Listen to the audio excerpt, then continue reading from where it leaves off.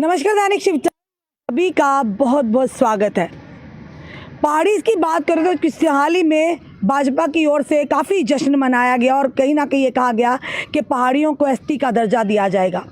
एक घमासान देखने को मिला पहाड़ी और गुजर कम्युनिटी के बीच। उसी के चलते गुजर समुदाय के लोगों ने सड़कें बंद की अपनी बकरियां, भेड़ बकरियां लेकर। उन्होंने कहा कहीं ना कहीं हमारे हक का हनन हो रहा है। वहीं दूसरी तरफ अमित शाह जी ने और साथ ही साथ भाजपा के सीनियर नेताओं ने काफ़ी स्पष्टीकरण किया कि उनके अधिकार को नहीं डाइल्यूट किया जाएगा। जो उनकी प्लेट में उन्हें मिलेगा, जो पहाड़ी को उनका अलग मिलेगा। पर उसके चलते लगातार अभी बिल जो पेश किया गया उस पर अभी आखिरी मोहर लगना बाकी है। पर आज जो हमारे साथ पीछे लोग तालिब चौधरी उनके साथी हैं यहाँ पर, इनका ये कहना है कि कहीं ना किसी लिस्ट ही नहीं किया जाए। चलिए जानते हैं इनसे क्यों, क्या ऐसा लग रहा है। तालिब जी, आज आप और आपके साथी फिर से आए हैं और क्या आह्वान करना चाहते हैं? क्या लगता है कि एसटीज़ को अगर मिल जाता है पहाड़ी को एसटी का दर्जा तो क्या दिक्कत? हम पहले भी ये सवाल करते थे, आज भी ये सवाल कर रहे हैं। Thank you very much madam. असल में आप रश्मि मैडम पहाड़ी कहते हैं, हम उन्हें अपर कास्ट कहते हैं। और ये बेसिकली जो अगर आप थोड़ा सा पढ़ के उनको देखें तो उसमें अपर कास्ट हैं, क्योंकि ब्राह्मण कम्युनिटी है, राजपूत है, उसमें मिर्ज़ा हैं, सैयद हैं, तो वो अपर कास्ट का मसला है। पहाड़ीज़ बेचारों के साथ हमारा कोई तजाद नहीं है। एक बात तो ये पहाड़ीज़ में जो जरा ये है आपका मोची है, तरखान है, लोहार है, उनकी तो हम ही लड़ाई लड़ रहे हैं। उनको तो बेचारों को जो हक मिला हुआ था वो भी उनसे छीनने की कोशिश की जा रही है। तो ये गरीब और अमीर की बात है। और आपने देखा, आपने बताया भी अपने इंट्रोडक्शन में कि हमने जब से ये गैर कानूनी बिल इंट्रोड्यूस करने की बात हुई तो पहले सेशन में हमने पैदल मार्च शुरू किया। कपवाड़ा से कालाकोट तक हम कामयाबी से आए। फिर वहाँ पे गवर्नमेंट ने बातचीत के लिए बुलाया, कुछ लोग गए। उसके बाद जब दूसरा सेशन आया तो दूसरे सेशन में भी यही चीज़ रिपीट होने की कोशिश की गई। तो फिर से हमने अलग अलग जगहों में पूरी डिस्ट्रिक्ट, हर डिस्ट्रिक्ट में और तहसील लेवल पे मशाल मार्च किए।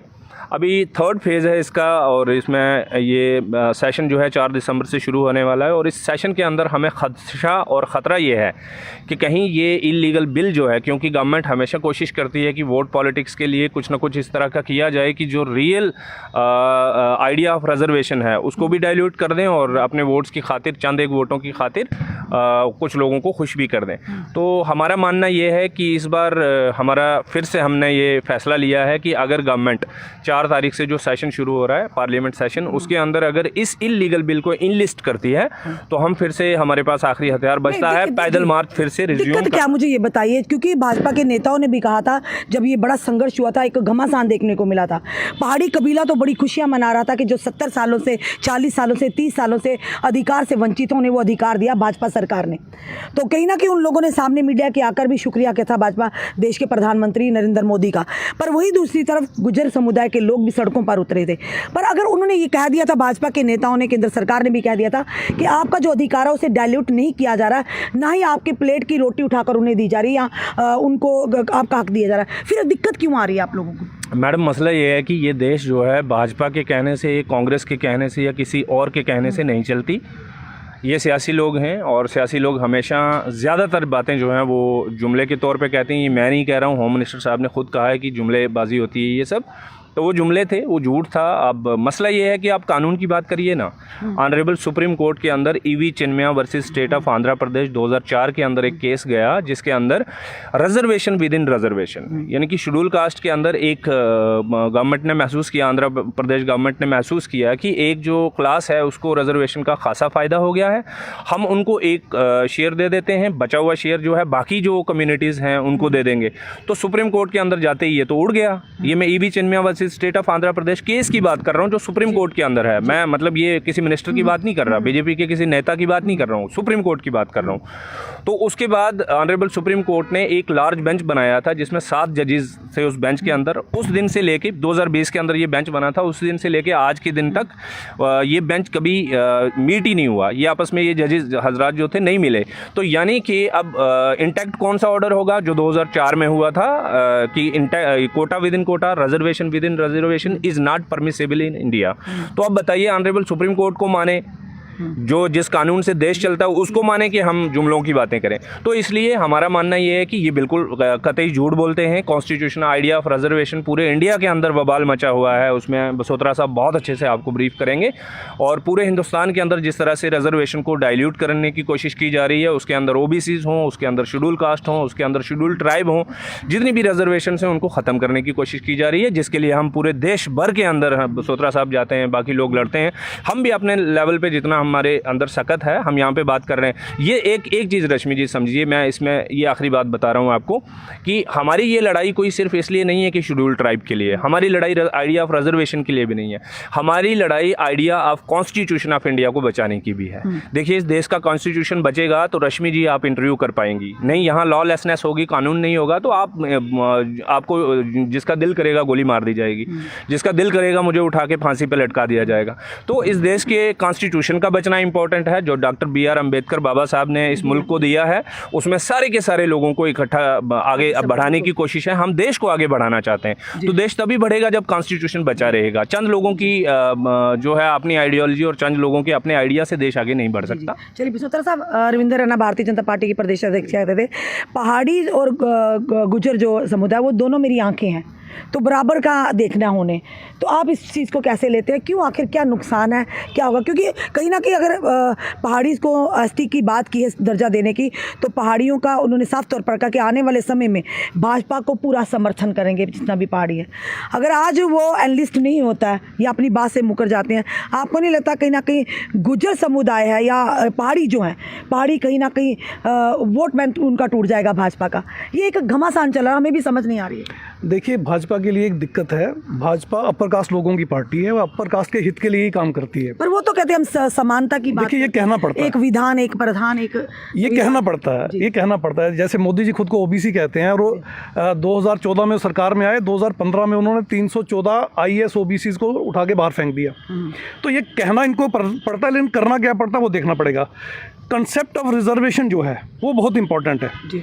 आप कॉन्स्टिट्यूशन और बाबा साहब की एक स्पीच है पार्लियामेंट की, इन दो चीज़ों पे अगर ध्यान देंगे तो बाबा साहब ने कहा था कि जब हम डेमोक्रेटिक सेटअप में जाएंगे, 26 जनवरी 1950 को जब संविधान लागू हो जाएगा, कॉन्स्टिट्यूशन इंप्लीमेंट हो जाएगा, तो इस देश में एक नई लड़ाई शुरू हो जाएगी, क्योंकि 1 वोट 1 वैल्यू से एक पॉलिटिकल राइट हमारे लोगों को मिल जाएगा, सब लोगों को मिल जाएगा। लेकिन जहाँ तक बात सोशल और इकोनॉमिक पैरिटी की है वो नहीं आएगी, और अगर वो बहुत जल्दी नहीं आई तो ये देश उन लोगों के द्वारा ब्लास्ट कर दिया जाएगा, संविधान उन लोगों के द्वारा उड़ा दिया जाएगा जो लोग वंचित रहेंगे और मार खाते रहेंगे, वो विद्रोह करेंगे। इसी कंसेप्ट को लेके उन्होंने SC ST तो 1935-36 में ही लिस्ट बन गई थी, उनको रिजर्वेशन दे दी, और OBC के लिए आर्टिकल 340 रखा, और उसमें प्रावधान रखा कि प्रेसिडेंट ऑफ इंडिया जो है इनकी भी सेंसस करवाएंगे, इनकी भी सोशल और इकोनॉमिकल कंडीशन को स्टडी करेंगे और इनको भी रिजर्वेशन देंगे। तो ये जो RBA है, ALC है, पहाड़ी स्पीकिंग है, ये कॉन्स्टिट्यूशन में कहीं भी फिट नहीं बैठता। रिजर्वेशन के कंसेप्ट में एरिया या लैंग्वेज आ ही नहीं सकते, और लैंग्वेज और एरिया के नाम पे ये अपर कास्ट को ही डालना चाहते हैं। आप देखिए 80% सीटों पर अपर कास्ट का कब्जा है। आप शासन ले लें, प्रशासन ले लें, न्यायपालिका ले लें, और अगर आप मीडिया लें, मेन स्ट्रीम मीडिया लें, तो 99% मीडिया पे अपर कास्ट लोगों का कब्जा है। अब इनके पास ऑलरेडी 80 to 90% और 99% मीडिया का कब्जा होने के बाद अब ये कैसे कहते हैं ये पहाड़ी स्पीकिंग के नाम पे अपर कास्ट को और देंगे? ऑलरेडी अपर कास्ट के पास गलबा है, पूरा कब्जा है, फिर कैसे देंगे?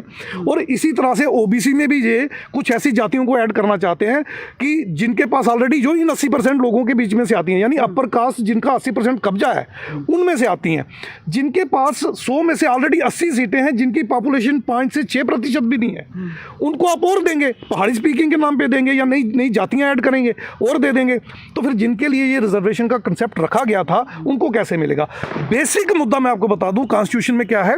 बेसिक मुद्दा है हिस्सेदारी का। सारे वर्गों की पार्टिसिपेशन शासन में होनी चाहिए, प्रशासन में होनी चाहिए, न्यायपालिका में होनी चाहिए, और मीडिया में भी उनका हिस्सा होना चाहिए, और देश के साधनों संसाधनों की हिस्सेदारी भी उनको मिलनी चाहिए। ये बेसिक कंसेप्ट है। अगर आप 5-6% लोगों को ही ओपन कैटेगरी के नाम पे भी सारा दे देंगे, फिर 10% EWS भी दे देंगे, फिर पहाड़ी स्पीकिंग के नाम पे भी दे देंगे, तो कुल मिला के 95% उनको दे देंगे, तो जो 95% पॉपुलेशन है उनको क्या देंगे? तो इनकी हिस्सेदारी कहाँ गई? ये हिस्सेदारी का मसला है। ट्राइबल की एक डेफिनेशन है, एक क्राइटेरिया फिक्स किया गया है, सुप्रीम कोर्ट ने उसको अप्रूव किया हुआ है। पहाड़ी स्पीकिंग उसमें नहीं आता है, लैंग्वेज बेस हो ही नहीं सकता, आरबीए भी उसमें नहीं आता, एएलसी भी उसमें नहीं आता, ना एरिया ना रीजन ना लैंग्वेज। जो लोग स्टिग्मा की वजह से पिछड़े हुए थे, वर्ण और जातियों के स्टिग्मा की वजह से, ऊंचता और नीचता की वजह से पिछड़े हुए थे, उनके लिए SC ST OBC की रिजर्वेशन का प्रावधान है। तो ये उसमें फिट नहीं बैठता है। लिहाजा 4 तारीख से जो संसद का सत्र शुरू हो रहा है, मैं भाजपा को, केंद्र सरकार को ये वाजे तौर पे बता देना चाहता हूँ, वो हमारे ट्राइबल भाइयों को अकेला ना समझें। SC ST OBC माइनॉरिटी अब एकजुट हैं, एक प्लेटफॉर्म पे हैं, इनको अकेला ना समझें। जब ये अब मार्च निकालेंगे तो पूरी ताकत के साथ SC और OBC और माइनॉरिटी इनके साथ दिल्ली तक जाके संसद का घेराव करेंगे, और ज़रूरत पड़ी और अगर भाजपा इसी तरह से इनको क्रश करती रही, OBC को क्रश करती रही, तो 2024 की इलेक्शन में मोदी जी आपको 2 सीटें भी अगर आ गई तो हमारा नाम बदल दीजिए। चेतावनी दे रहे हैं आप। बिल्कुल चेतावनी है। आप संविधान का खिलवाड़ करेंगे, आप हमारे समाज की पूरी बर्बादी का षड्यंत्र रचेंगे और हम आपका मुंह देखते रहेंगे, ये नहीं होगा। अभी 3 फरवरी को जो 5 राज्यों के चुनाव का नतीजा आना है, मोदी जी को यहीं से आईना दिख जाएगा। और अगर अब भी नहीं चेते तो फिर मोदी जी तैयार रहिए, 3 के चुनाव के बाद 4 से आपका सत्र है, आप अपने सत्र में अपनी कारकर्दगी हमें दिखा दीजिए, फिर 24 के चुनाव में हम वो दिखाएंगे जो आपको, एक बार सिर्फ 4 MP थे इनके, आपको पता है 1984 में जो इंदिरा के कांड के बाद इनकी तो क्या हालत थी इनकी। इनको OBC ने, इनको SC ST ने उठा के यहाँ इतनी 303 सीटें दी हैं। किसी माई के लाल में हिम्मत नहीं है, 5 या 6% अपर कास्ट अगर पूरे इंडिया में पूरी ताकत भी लगाना, एक सीट नहीं मिलेगी इनको। जिस दिन हमने इनके नीचे से OBC SC ST का तख्ता खींच लिया तो रस्सा इनके गले में होगा और ये लटके नजर आएंगे पूरी तरह से। चलिए जी, चेतावनी दे दी है सर ने, क्या कहोगे सर आप, एडवोकेट हैं पेशे से? मैं मोहम्मद अकरम, एडवोकेट हूँ पेशे से। हम ये जो आज की प्रेस कॉन्फ्रेंस थी, ये इसलिए थी कि हम आज ये मीडिया के ज़रिए से अपने लोगों से भी दरख्वास्त कर रहे हैं कि अगर 4 तारीख को पार्लियामेंट में, हाँ, इस सेशन में इनलिस्ट किया जाता है इस बिल को, तो जो गैर आइनी है, और हम फिर इस पे जो है पैदल मार्च रिज्यूम करेंगे, और साथ में जो है ये पैदल मार्च यहाँ नहीं रुकेगा, हम पैदल मार्च रिज्यूम करके दिल्ली तक जाएंगे और पार्लियामेंट जो है उसका घेराव करेंगे। और हम अपने हक को बचाने के लिए बड़ी देर से ये लड़ाई लड़ रहे हैं, और ये हमारी लड़ाई जो है कंटिन्यू आगे भी जारी रहेगी। धन्यवाद। साफ तौर पर आपने देखा था कुछ दिन पहले जबकि ये एक बात की गई थी कि पहाड़ी कबीले को ST का दर्जा दिया जाएगा, तो एक घमासान देखने को मिला पहाड़ी कबीले और साथ ही साथ गुर्जर समुदाय के बीच में।